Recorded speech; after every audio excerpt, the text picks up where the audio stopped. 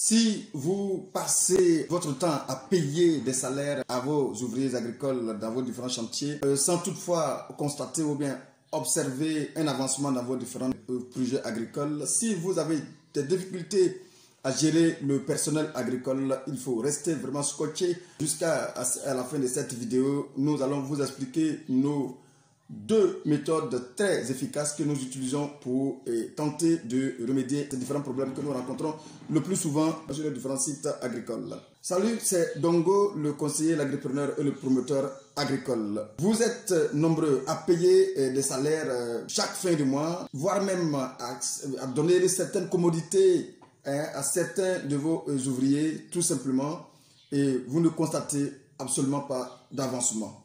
Et certains même sont déjà au bord du découragement parce qu'effectivement, c'est tout à fait évident de sortir de l'argent et de ne pas voir le résultat.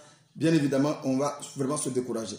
Mais je vais vous dire ici, la première erreur à ne pas commettre, c'est de baser votre collaboration sur la base de confiance ou de bonne foi.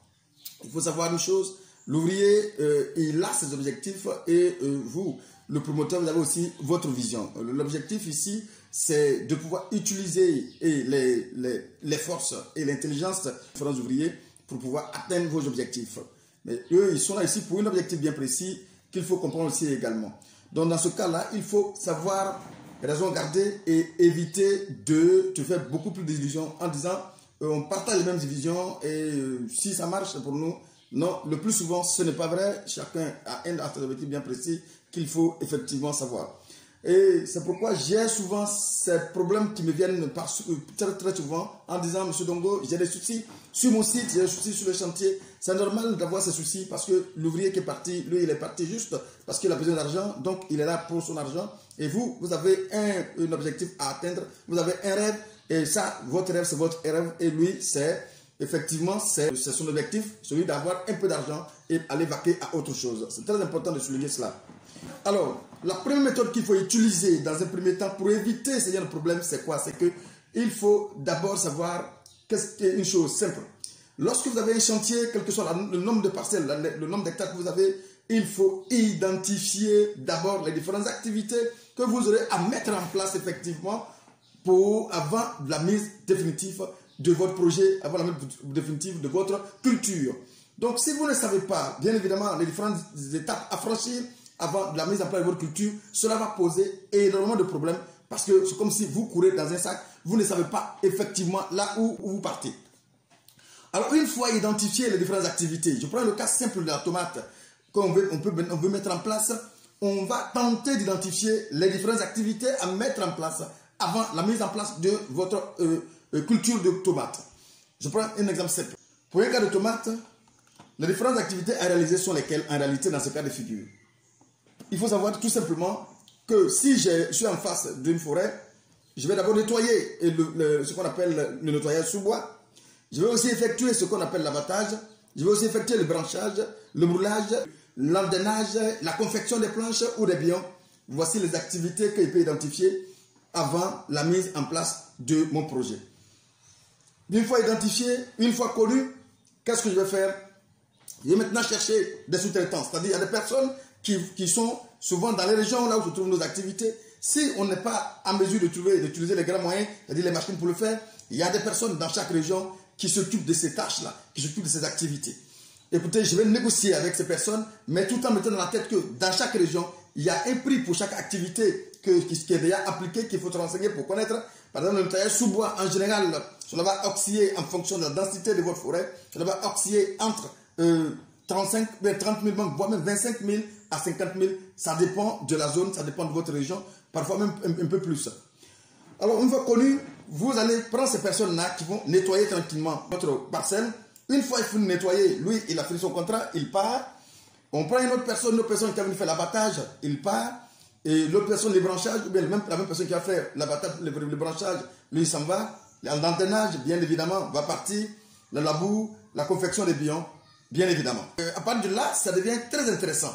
Parce qu'on ne fera pas le travail de manière désordonnée. Lorsque on arrive à la phase de labour ou de confection des planches, on ne fera plus le travail de manière désordonnée. C'est là va maintenant venir la deuxième méthode et la deuxième technique très efficace qu'on va tenter de vous expliquer partiellement. Mais mettez-vous dans l'esprit que dans cette vidéo, on ne peut pas vous donner le détail de ces méthodes, mais on peut le faire. Disons, si vous nous appelez, on peut tenter de le faire clairement pour que vous puissiez avoir ça comme feuille de route pour tout de suite en toute tranquillité. La deuxième méthode consiste à faire quoi?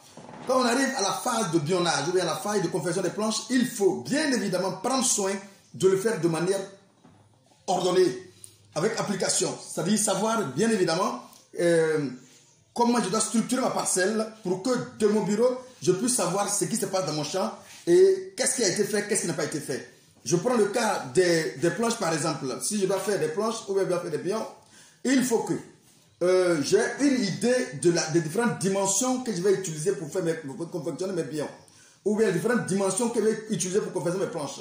Donc du coup, si je sais qu'un hectare fait 10 000 mètres carrés, alors je sais que si je fais des planches, par exemple, de 25 mètres, je vais avoir 4 fois, je peux dire si on divise 100 par 25, on va avoir 4 fois 25. Donc j'aurai 4 fois 25 dans la plantation. Donc j'aurai 4 rangées, tout simplement, 4 rangées de 25 mètres, 25 mètres, 25 mètres, tout simplement. Alors ça doit me permettre déjà, depuis mon bureau, de savoir combien de lignes de 25 mètres chacun doit faire dans la journée pour remplir sa journée. Du coup, je peux déjà, à partir de là, allouer un montant forfaitaire à chaque phase, à chaque activité. Par exemple, à partir de là, il peut y avoir des activités peut-être de sarclage, par exemple. Pour le sarclage, voici le montant qu'on ne doit pas dépasser. Et voici le nombre de personnes qui doivent faire cela. Et voici le nombre de journées de travail qui doivent faire cela. Tout ça, on ne peut pas vous le détailler dans cette vidéo. On vous donne juste l'information. Si vous voulez qu'on vous fasse un travail bien clair, bien précis, pour éviter de payer les gens du vos shit sans sentir quoi que ce soit sur votre parcelle, vous nous appelez, on va vous aider tout simplement à mettre ça en place pour que vous puissiez bien évidemment suivre vos parcelles depuis là où vous êtes. Alors une fois effectué, vous savez clairement que chaque jour que Dieu fait, chacun doit faire tel nombre de planches qui va remplir sa journée. Il faut savoir aussi en fonction de combien vous le payez d'ailleurs. Parce que si vous payez quelqu'un à 30 000 francs le mois, comme beaucoup le font, à 30 000 francs le mois, il faut savoir bien évidemment que comme si sa journée fait 1000 francs. Donc c'est combien de lignes qu'il va effectuer qui va remplir les 1000 francs. C'est très important aussi de savoir ici effectivement. Donc à partir de là, vous pouvez savoir comment structurer votre parcelle de sorte à ce que vous puissiez tranquillement suivre votre parcelle en bon et en due forme. C'est très important. Bien. Donc pour les détails, appelez-nous, on va vous les donner, on va vous aider à le faire tranquillement. Parce que c'est très important, cette question me revient très régulièrement. C'est pourquoi je tente de vous faire cette vidéo partielle. Parce qu'on ne peut pas le détailler dans une vidéo, ce sera difficile. Je vous donne une idée partielle de comment on peut le faire. Mais si vous nous appelez, on va vraiment vous aider à rédiger, à le faire, à réaliser cela sans problème. Et du coup, ça va vous aider à mieux contrôler votre parcelle depuis là où vous êtes. En France, aux États-Unis, ici dans votre bureau, vous pouvez contrôler ça tranquillement. Sans toutefois avoir des difficultés. Appelez-nous, on va vous aider à faire cela parce que c'est une question qui vient très régulièrement. Alors on va s'arrêter là aujourd'hui et à bientôt pour une autre vidéo. Merci.